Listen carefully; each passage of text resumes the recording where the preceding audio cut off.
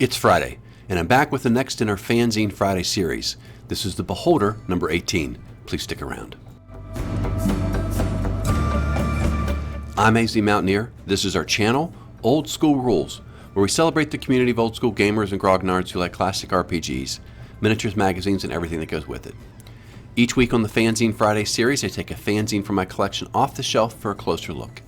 And today, from 1980, this is The Beholder, number 18. Hope you enjoy the video. We're continuing our look at The Beholder.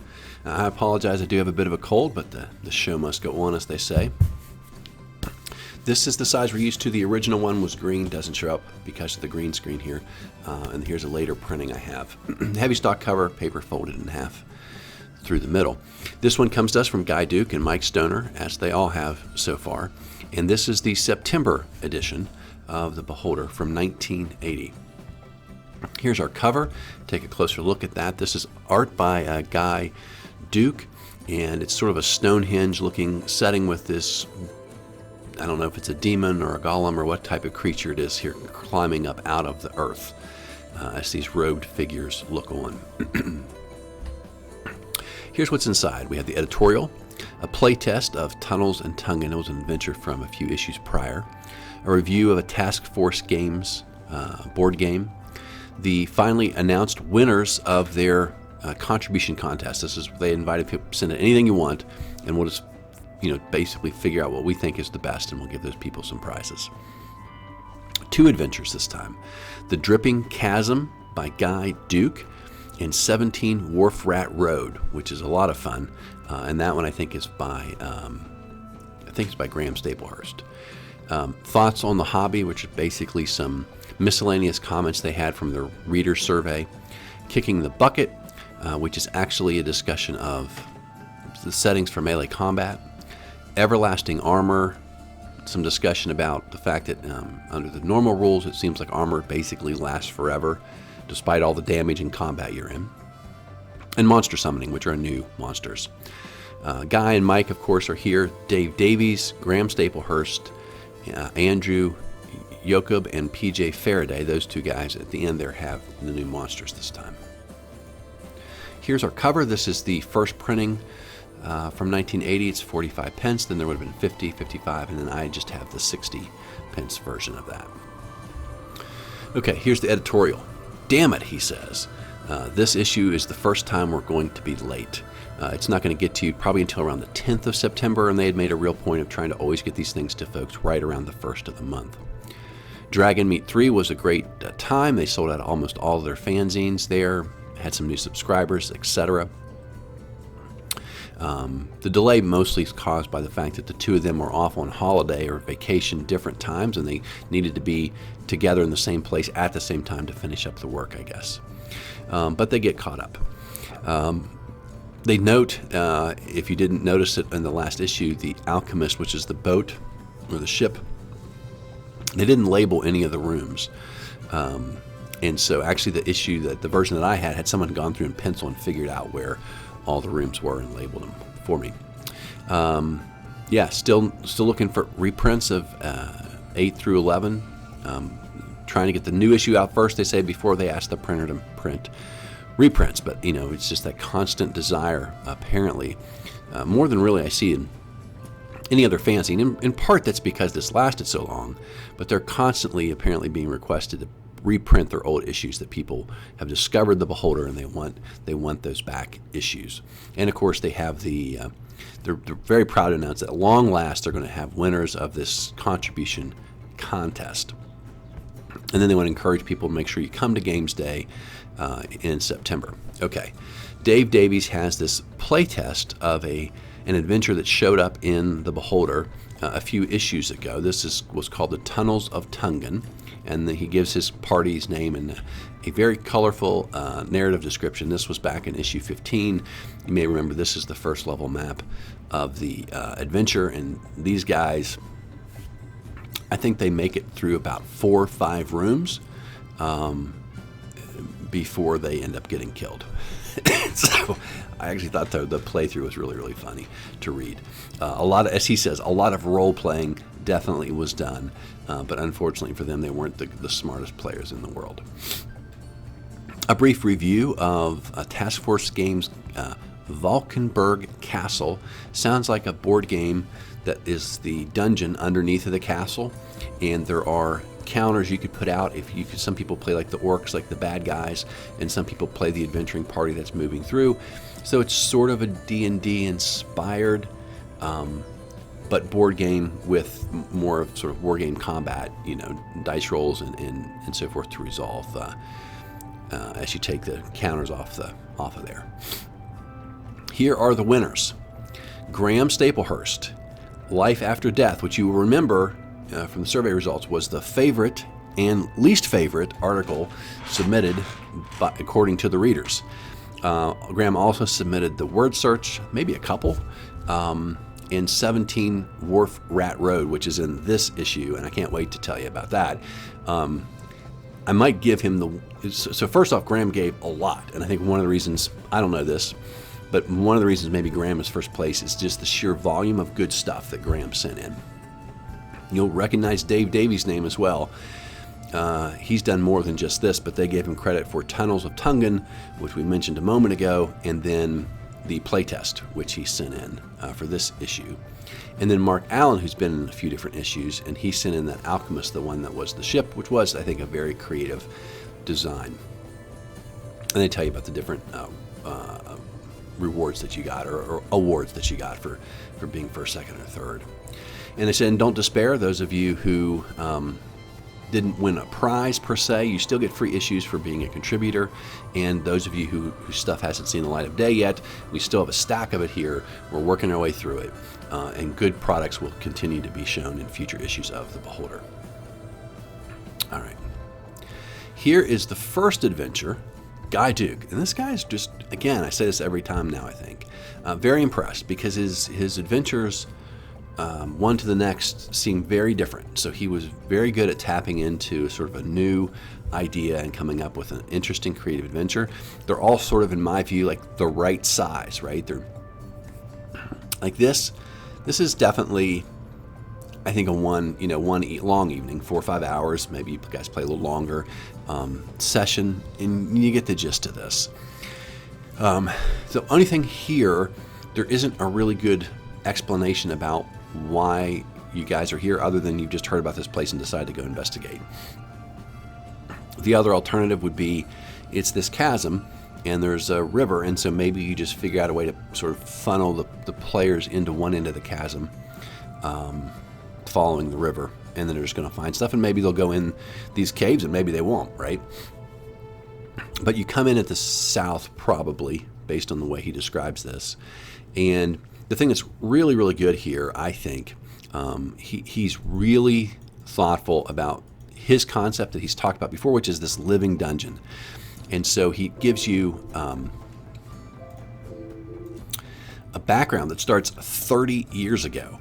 So 30 years ago, this was an unknown place, and a cleric named Raphael, maybe it's supposed to be Raphael, I don't know, discovers one of the cave entrances and basically sets up his home there. He sounds a little bit more like a druid than a cleric to me, but in any event, that's the story. And then there's a grizzly bear who lives in a different set of caves, but then he even described, but then the grizzly bear went off somewhere and never came back. And so, and then very recently some bandits have come along and discovered yet another set of caves, and they've sort of set up their bandit hideout in here. Apparently the bandits and the cleric so far have never encountered each other. There used to be a spring when the cleric first got here that has now dried up, and so there's a dry riverbed that you can sort of crawl along to follow the old water course to move from one cave to another in some instances, which is pretty good. And so the very cool thing that has just happened, so players, plug your ears, it's quite a spoiler. The cleric has discovered that the bandits have tunneled in and found this burial site that was in one of the caves 8 eons ago, predates the cleric. And they've defiled it, obviously, because they've ripped up all the tombs to steal anything of value. The cleric discovers this, he's angry. He animates several of these corpses, turns them into zombies, and basically tells them to find any, other than him, any other human that's in here is part of the defiling group. They are to destroy them, essentially, right? And then I think they'll come back within so many hours and they'll just, collapse back from being zombies. And the zombies are eagerly seeking out the bandits. And he's got a time in here, like they're going to get to where the bandits are in so many, time period. And so from when the party first comes into the chasm, you got to start keeping track of time. There are bandits who are away, who will come back at some point. The zombies will reach the bandits from a different direction, obviously, than where the bandits are coming home. They're going to come in. Chaos could ensue right when you sort of walk into the middle of this. And so also people are moving around. And so this idea, which is a lot of work in some ways for the DM, to sort of say at this hour, where all these different pieces move around on the map, so that as the party moves through, at noon versus 5 o'clock p.m., everything's going to be sort of shuffled around a little bit. I like that quite a bit. It's a very advanced concept. I think a lot of people do that nowadays, but I think it's really good. And when we used to play, it was very static. This creature just sitting in this room waiting for you to open a door so it can fight. So anyway, that's Guy Duke's idea. It's very good. Here, sorry, should have had this up. This is just a slightly bigger version of the map. You can see the cavern, or the river that runs through there. The top to the north, that big circle those are all the tombs where they disturb the tombs. Pardon me. Okay, that one is really, really good. I might even like Graham Staplehurst better because it is so different. Now, when I read this one today, I thought, gosh, this would be so much fun at a convention to take this. I could already see like the props, the map I would bring with me, and all the different things you would need. This is called 17 Wharf-Rat Road. He says he was inspired by something he read in White Dwarf number 11 called the Barroom Brawl. I remember reading that a few years ago. And the referee here is really the referee. And what you have, I think he has 12 or 13 different characters here, in which you would have the players around this table. Each person would get a card. This is who you are. This is what you're doing. And everyone's going to converge around this location that is 17 Wharf-Rat Road, okay? So here's the map. It's kind of hard to see. It's a little busy. But right in the middle where it says number 17, is this large rectangle. That's a warehouse. Then right below it's number 37. That is one of the people, that is a home of one of the people that's featured in the list of who you might be. So someone's going to own that home. Someone's going to be a guard at the warehouse. There are several people who are going to happen to be looking for something that is in that warehouse. And so everybody gets their motivation or their goal. And then different people have different information. Most people just sort of see the outline. Here's the building. It's 2 stories tall. That's it. You can see the door opens into the north to the street or whatever. And then some people actually know about the contents, and so that would be written on your piece of paper. And then each person says, okay, that's turn 1. Everybody writes, and no one starts right there, so they start different places in town. Everybody writes down what they're doing on their first turn. And then the DM basically has a map only he or she can see, and you would sort of, mark off where everybody is. What I would do is I would have this on a big map in the center of the table, just the outline with that no detail to start. And then as people got close, I would put a miniature for them, on the map. Okay, here's this person, because then you would start to see, and I wouldn't tell anybody who anybody was, right? You would just say, well, there's a person. You can see there's a person. You come from the south, you see this person coming from the north, right? And everyone's going to converge essentially on this central location. And each turn you're writing down what you do until people all sort of end up on top of each other. And then maybe you could explain out loud, like, oh, I'm going to attack this guy over here, whatever. But I think it would be super chaotic. I think it would be a lot of fun, and it would be something very, very different, right? Because it's not a dungeon crawl, and you're not on the same team. I think almost, unless you decided to make allies right in the middle of the game, no one is aligned. Everyone has their own unique reason they're going to be there. different people are looking for different things inside the warehouse. Some people actually aren't even going to the warehouse, but they're going to end up, there at the time everybody else is there to see what they're going to do. And I think you'd have a certain number of turns. They're probably at some point an alarm's going to go up because people have broken in. At some point, I think, and especially if I ran this in a con, the way it would be constrained in terms of time is, you'd only have so long to write down what you wanted to do, right? And then the way it would end was like the town guard in mass. There's 50 guards there, and if you're still there, you're going to get caught, arrested, whatever. It could be a lot of fun. I think a really, really good creative product. Here's the second. That's just the second story, which again, almost no one would know what's where.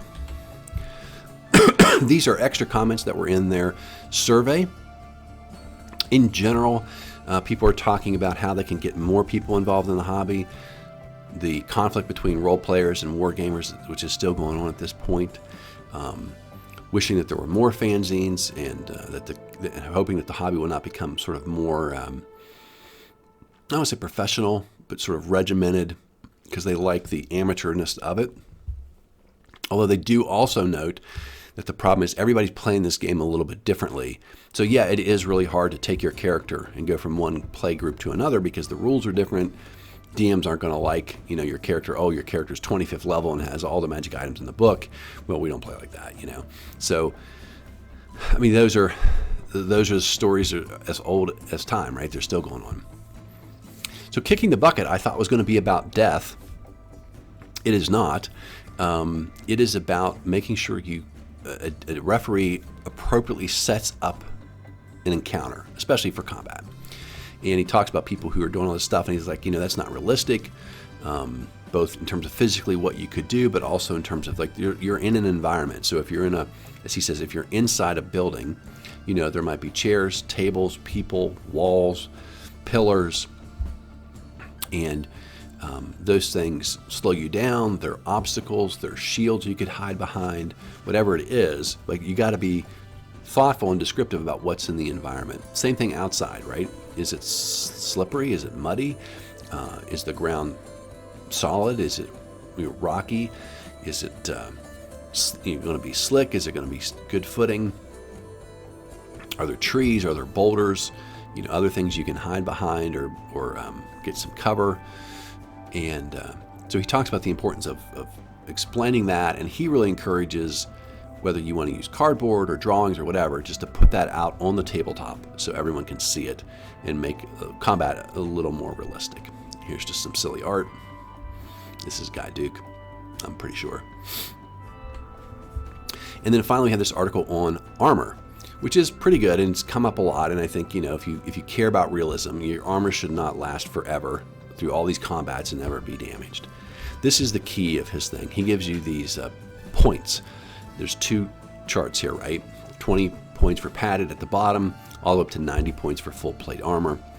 The effective lifespan, I don't really understand that, because I don't think armor well taken care of necessarily is going to go bad in just a few months.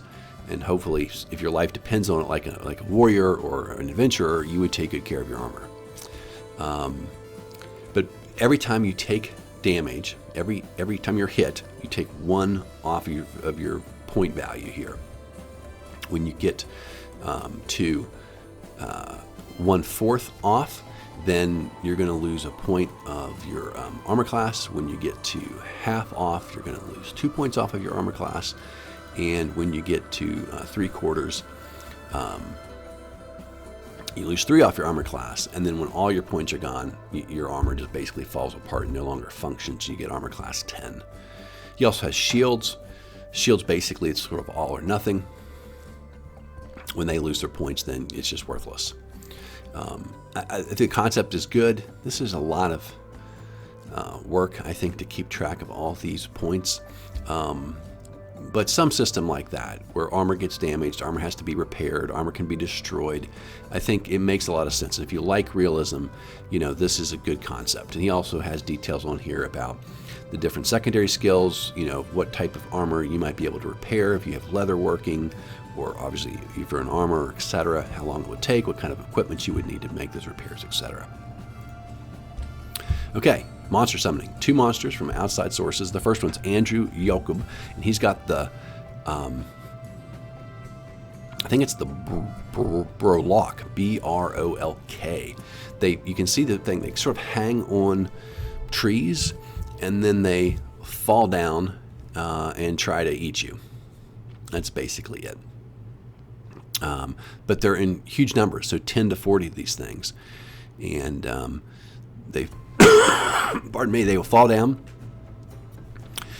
kick at you with their feet if they can, and then they'll try and bite you, which is their biggest point of damage. And if they do hit you, they can try to hold on and do more damage round over round. And then if they don't basically consume you right away, they'll scurry away off into the forest and run. The second creature is the Bayard, just a barbaric clan of humanoids who've gone underground and over time have evolved, essentially. They now have infravision. They are super big and strong, like 22 strength he wants to give them.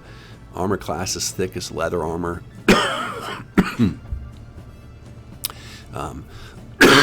Pardon me, with scales on the back. And they prefer to attack just with their fists because of their great strength. Whew. I've been talking for too long. 2 little illustrations. This is Callie the magic user. Yikes, a Balrog. Use your bag of tricks. Something will hold him off. He pulls out a badger, drops his bag in disgust. And then we have this one. How did I know those kobolds had changed the machine guns for this rocket? Because if you remember the last time they had machine guns. Here's the LAC page. And that is it for the Beholder number 18. Hope you guys enjoyed today's video. Hope you're enjoying the series, and I hope you're subscribed. Please, if you have friends who might enjoy our content, send them our way, and they can be subscribers as well. Have a great Friday. Have a great weekend. And until next time, my friends, keep rolling 20s.